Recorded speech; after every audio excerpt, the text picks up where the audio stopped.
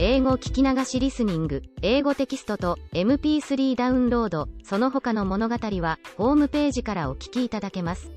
88thpp.com 88thpp.com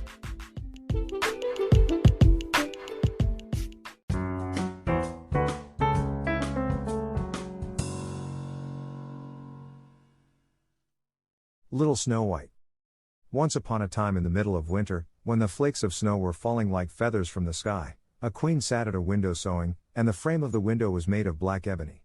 And whilst she was sewing and looking out of the window at the snow, she pricked her finger with the needle, and 3 drops of blood fell upon the snow. And the red looked pretty upon the white snow, and she thought to herself, would that I had a child as white as snow, as red as blood, and as black as the wood of the window frame.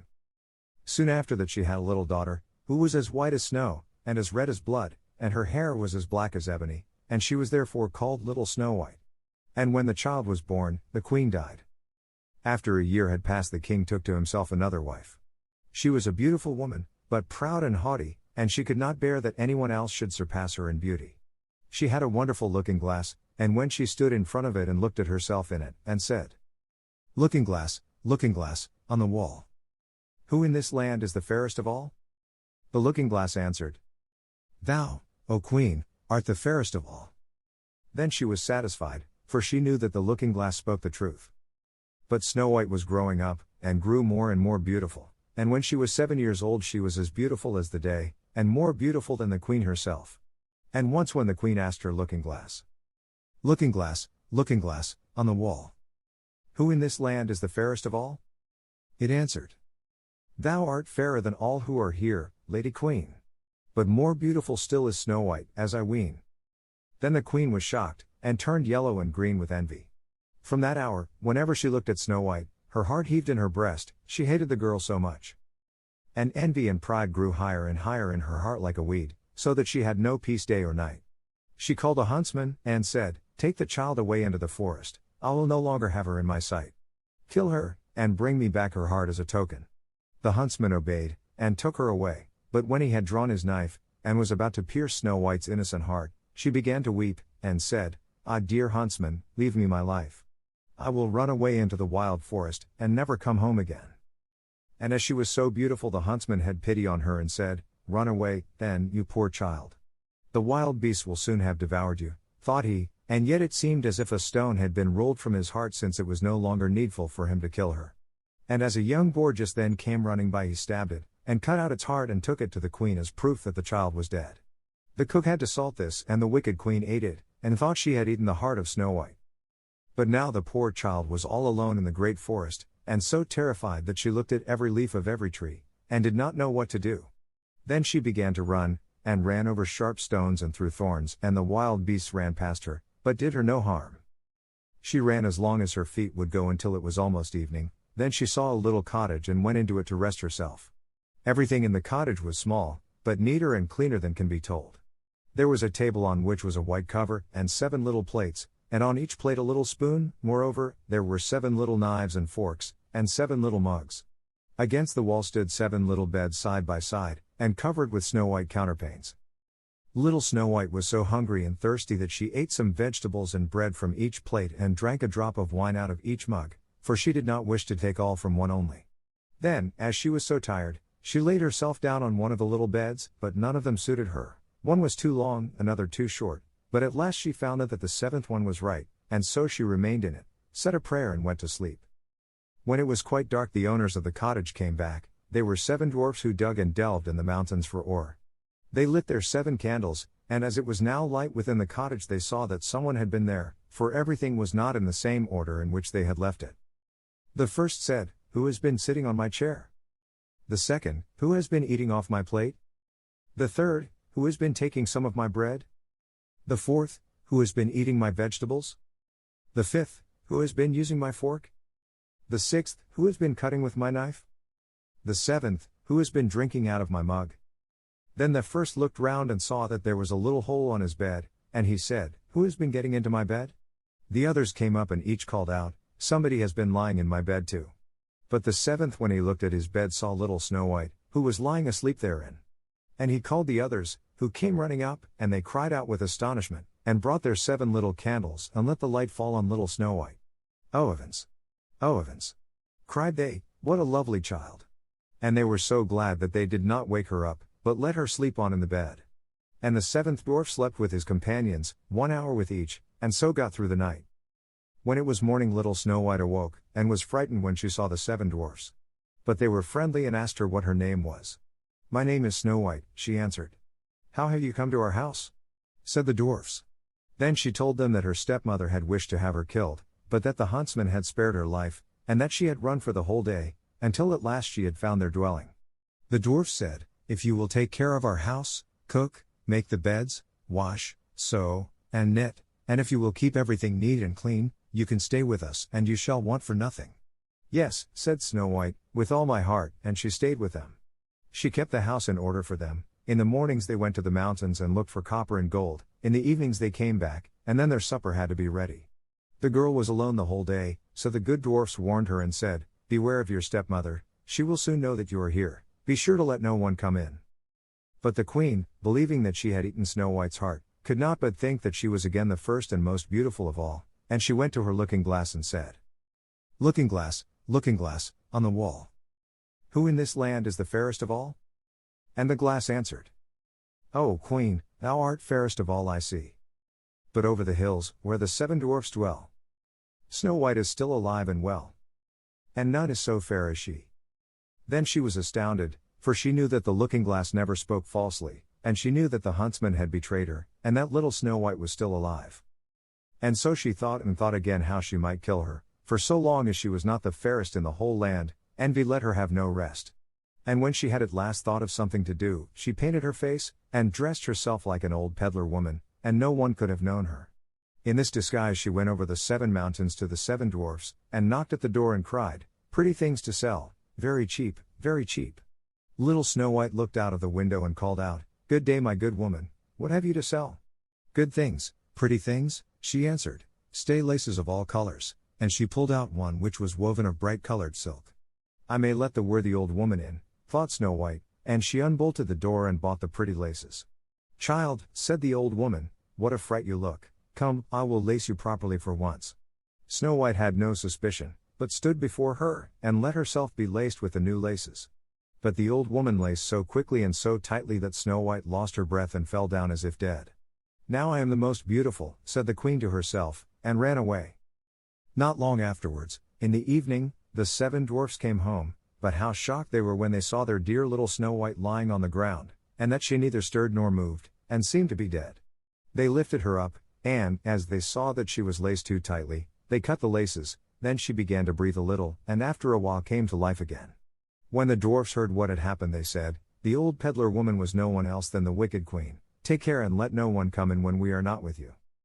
But the wicked woman when she had reached home went in front of the glass and asked, looking glass, on the wall, who in this land is the fairest of all?" And it answered as before, "O Queen, thou art fairest of all I see. But over the hills, where the 7 dwarfs dwell, Snow White is still alive and well, and none is so fair as she." When she heard that, all her blood rushed to her heart with fear, for she saw plainly that little Snow White was again alive. "But now," she said, "I will think of something that shall put an end to you," and by the help of witchcraft, which she understood, she made a poisonous comb. Then she disguised herself and took the shape of another old woman. So she went over the 7 mountains to the 7 dwarfs, knocked at the door, and cried, "Good things to sell, cheap, cheap." Little Snow White looked out and said, "Go away, I cannot let anyone come in." "I suppose you can look," said the old woman, and pulled the poisonous comb out and held it up. It pleased the girl so well that she let herself be beguiled, and opened the door. When they had made a bargain the old woman said, "Now I will comb you properly for once." Poor little Snow White had no suspicion, and let the old woman do as she pleased, but hardly had she put the comb in her hair than the poison in it took effect, and the girl fell down senseless. "You paragon of beauty," said the wicked woman, "you are done for now," and she went away. But fortunately it was almost evening, when the 7 dwarfs came home. When they saw Snow White lying as if dead upon the ground they at once suspected the stepmother, and they looked and found the poison comb. Scarcely had they taken it out when Snow White came to herself, and told them what had happened. Then they warned her once more to be upon her guard and to open the door to no one. The queen, at home, went in front of the glass and said, looking glass, on the wall. Who in this land is the fairest of all? Then it answered as before. O Queen, thou art fairest of all I see. But over the hills, where the 7 dwarfs dwell, Snow White is still alive and well. And none is so fair as she. When she heard the glass speak thus, she trembled and shook with rage. Snow White shall die, she cried, even if it costs me my life. Thereupon she went into a quite secret, lonely room, where no one ever came, and there she made a very poisonous apple. Outside it looked pretty, white with a red cheek, so that everyone who saw it longed for it, but whoever ate a piece of it must surely die. When the apple was ready, she painted her face, and dressed herself up as a countrywoman, and so she went over the 7 mountains to the 7 dwarfs. She knocked at the door. Snow White put her head out of the window and said, I cannot let anyone in, the 7 dwarfs have forbidden me. It is all the same to me, answered the woman, I shall soon get rid of my apples. There, I will give you one.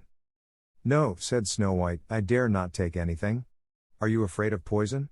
Said the old woman, look, I will cut the apple in 2 pieces, you eat the red cheek, and I will eat the white. The apple was so cunningly made that only the red cheek was poison. Snow White longed for the fine apple, and when she saw that the woman ate part of it, she could resist no longer, and stretched out her hand and took the poisonous half. But hardly had she a bit of it in her mouth than she fell down dead. Then the queen looked at her with a dreadful look, and laughed aloud and said, white as snow, red as blood, black as ebony wood. This time the dwarfs cannot wake you up again. And when she asked of the looking glass at home, looking glass, on the wall, who in this land is the fairest of all? It answered at last, O Queen, in this land thou art fairest of all. Then her envious heart had rest, so far as an envious heart can have rest. The dwarfs, when they came home in the evening, found Snow White lying upon the ground. She breathed no longer and was dead. They lifted her up, looked to see whether they could find anything poisonous, unlaced her, combed her hair, washed her with water and wine, but it was all of no use, the poor child was dead, and remained dead. They laid her upon a bier, and all 7 of them sat round it and wept for her, and wept 3 days long. Then they were going to bury her, but she still looked as if she were living, and still had her pretty red cheeks. They said, we could not bury her in the dark ground, and they had a transparent coffin of glass made, so that she could be seen from all sides, and they laid her in it, and wrote her name upon it in golden letters, and that she was a king's daughter. Then they put the coffin out upon the mountain, and one of them always stayed by it and watched it. And birds came too, and wept for Snow White, first an owl, then a raven, and last a dove. And now Snow White lay a long, long time in the coffin, and she did not change, but looked as if she were asleep, for she was as white as snow, as red as blood, and her hair was as black as ebony. It happened, however, that a king's son came into the forest, and went to the dwarf's house to spend the night. He saw the coffin on the mountain, and the beautiful Snow White within it, and read what was written upon it in golden letters. Then he said to the dwarfs, let me have the coffin, I will give you whatever you want for it. But the dwarfs answered, we will not part with it for all the gold in the world. Then he said, let me have it as a gift, for I cannot live without seeing Snow White. I will honor and prize her as my dearest possession. As he spoke in this way, the good dwarfs took pity upon him, and gave him the coffin. And now the king's son had it carried away by his servants on their shoulders.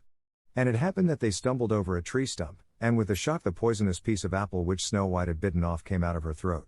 And before long she opened her eyes, lifted up the lid of the coffin, sat up, and was once more alive. Oh heavens, where am I? She cried. The king's son, full of joy, said, you are with me, and told her what had happened, and said, I love you more than everything in the world, come with me to my father's palace, you shall be my wife. And Snow White was willing, and went with him, and their wedding was held with great show and splendor. But Snow White's wicked stepmother was also bidden to the feast.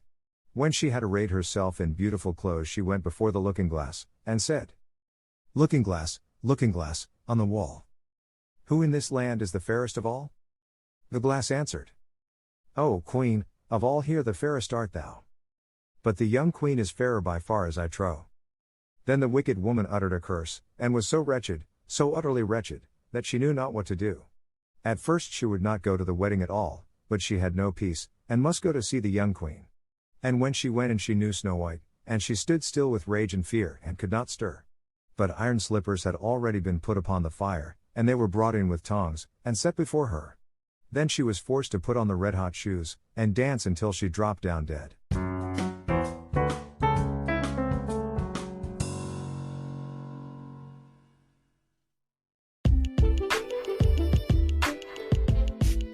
英語聞き流しリスニング、英語テキストと MP3 ダウンロード、その他の物語はホームページからお聞きいただけます。88thpp.com 88thpp.com